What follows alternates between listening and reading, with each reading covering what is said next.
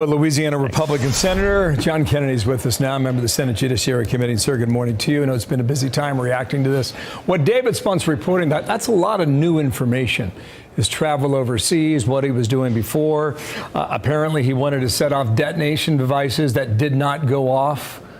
What more can you add on the investigation now? Well, first, I want to thank President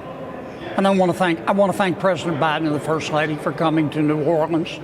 The president, whoever it is, represents America, and by him and the First Lady coming, they're showing that America cares to my people, and I appreciate that.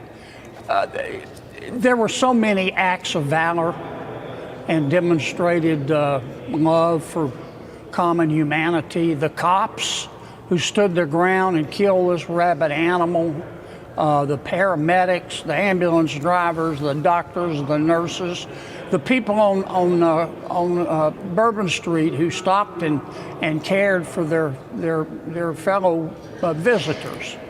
I also want to give a shout out to the FBI. It was rocky at first. I'm not going to kid you. The first 10 hours after the incident, we didn't have nearly enough experienced FBI or Homeland Security people there, but they came in and they corrected immediately a lot of the inaccurate information that we were being given. They're learning more and more about this animal. Mistakes were made. Our mayor and our police chief screwed up. We're going to fix it, and we're going to be ready for the Super Bowl. I want people to come to New Orleans. I'll be there and feel safe, and the state's going to be put in charge. As soon as President Trump takes office, I'm going to ask him and Homeland Security to send us a bunch of folks to help out. The city will still be involved, but they're not going to run the show. Your governor, Jeff Landry, called on President Trump's nominees to be confirmed right away. Let's take a quick listen to that. Call 4-3, please. To me, right now, it's about protecting the homeland. As we prepare for a Super Bowl in the city of New Orleans, we need Kristi Noem to be confirmed on the same day that Donald Trump is sworn in as president. Chuck Schumer knows about terror. He is from New York. He knows about how important it is to have a Homeland Security secretary in place. We don't need any gaps. Do you think that the incident would spur any sort of faster confirmation hearings? Well, I hope so. What I also hope it spurs, I think Kristi, Ms. Noem, the governor, is going to be confirmed. And I hope she's confirmed quickly, because I'm going to call her and send us every person you can spare to New Orleans to help us protect everybody at the Super Bowl. Look, President Biden is of record, and some in his administration saying the biggest threat to American domestic security is white racism and terrorism. I don't think many people believe that. They didn't believe it then.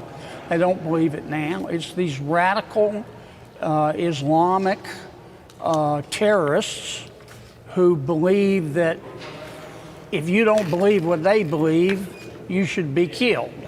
And that they include Jews and Americans in that number. Sir, hindsight was perfect, as they say, 2020. But when you look back on this, I don't know if it's the FBI or even local leaders there in New Orleans. Could this have been an easy thing to stop? Well, we certainly could have slowed it down. Bourbon Street was not properly barricaded. That's clear. I'm not sure it's properly barricaded now. We're bringing in some security experts to give us some advice, but it certainly wasn't then. I mean, the guy went and rented a very heavy EV truck, which is super heavy and can accelerate quickly, and he just went right around whatever barricades they had after everybody had received so many warnings about trucks being used as weapons of terrorism. Now, the cops on the street did a great job, but the leadership was lacking. And we've got a Super Bowl coming. But the state's going to be more involved, and the federal government's going to be more involved. I don't think the people of New Orleans have a lot of confidence in our mayor. I don't want to be ugly, but she has a record, and it's not a good one. But I want to get past that and just get ready for the Super Bowl. We hear you, and we thank you for coming on the show, and we're sorry for what you all are going through. Thank you, Senator. Well, thank you, David. Thank you. I'm Steve Ducey. I'm Brian Kilmeade. And I'm Ainsley Earhart. And click here to subscribe to the Fox News YouTube page to catch our hottest interviews and most compelling analysis.